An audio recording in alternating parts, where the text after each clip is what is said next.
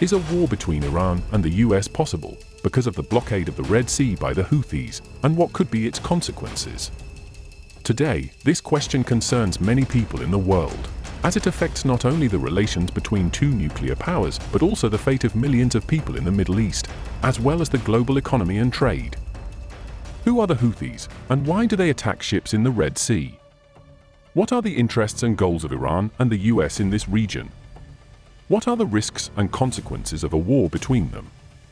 And are there ways to peacefully resolve the crisis? We will try to figure this out in today's video. The Houthis are an armed group from Yemen that represents one of the branches of Shiite Islam, called Zaydism. They are named after their founder, Hussein al-Houthi, who led an uprising against the government of Yemen in 2004.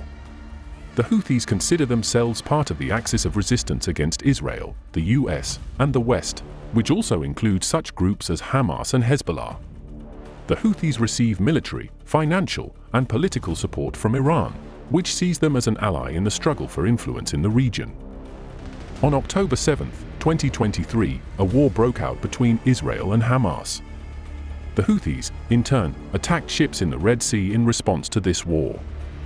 They stated that they targeted ships that belonged to or were operated by Israel, as well as those heading to Israeli ports. However, many of the attacked ships had no connection with Israel.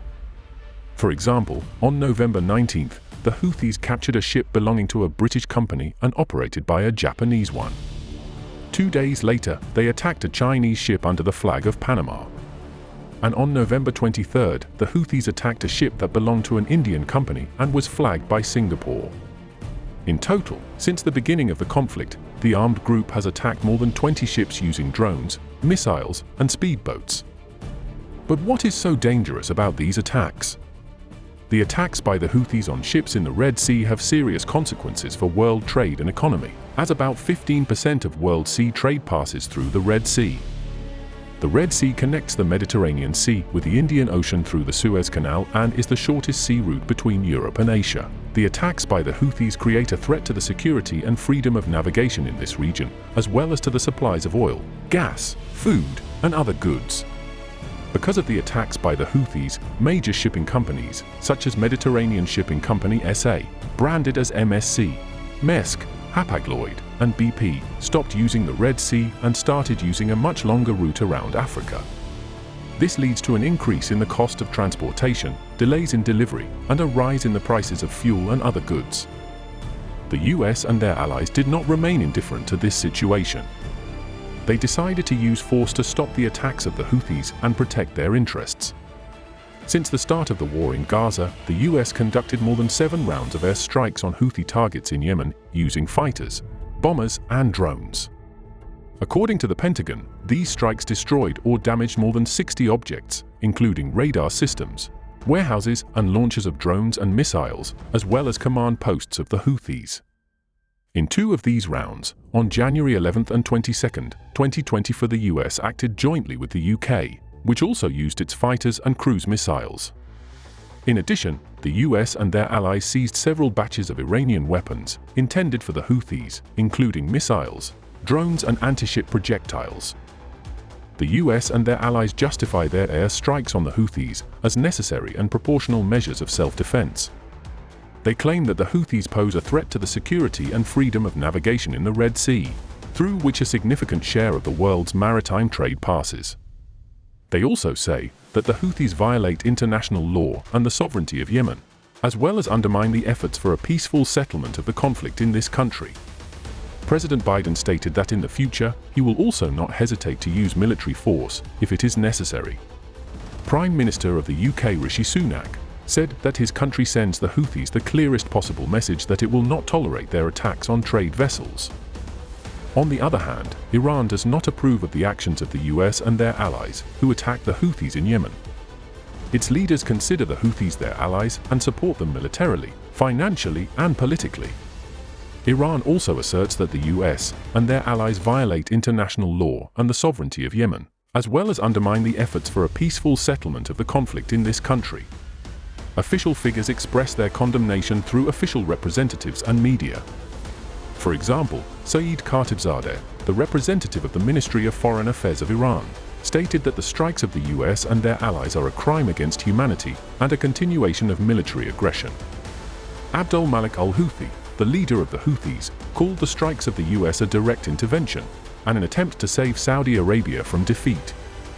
Iran not only criticizes the actions of the US and its allies, but also tries to resist them with its nuclear program and its allies in the region. It continues to increase its nuclear capabilities, violating the restrictions set by the nuclear deal of 2015, from which the US withdrew in 2018. Iran has increased its stockpile of enriched uranium, started enriching it to 20% and installed new centrifuges. It has also strengthened its ties with Russia and China, which are permanent members of the UN Security Council, and support Iranian interests in Yemen.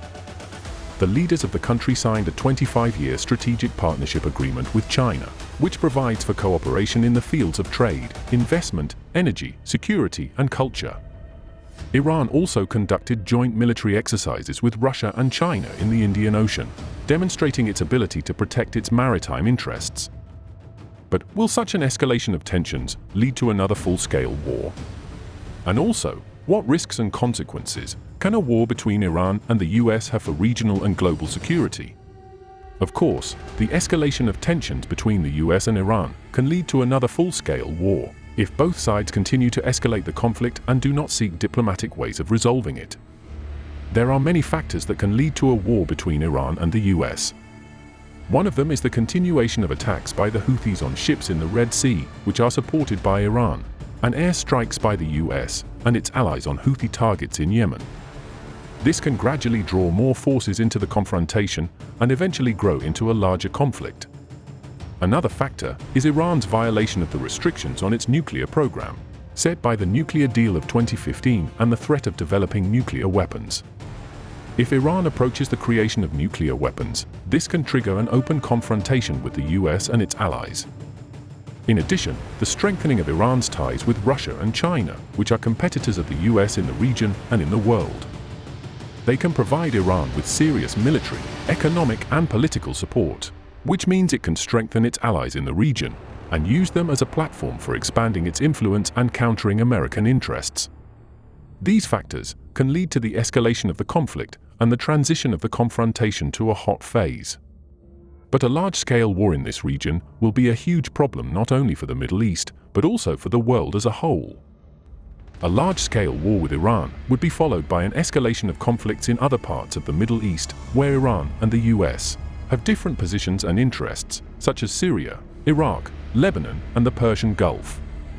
In these countries, there could be clashes between pro-Russian and pro-Western forces, as well as between Shiite and Sunni groups, supported by Iran and Saudi Arabia respectively.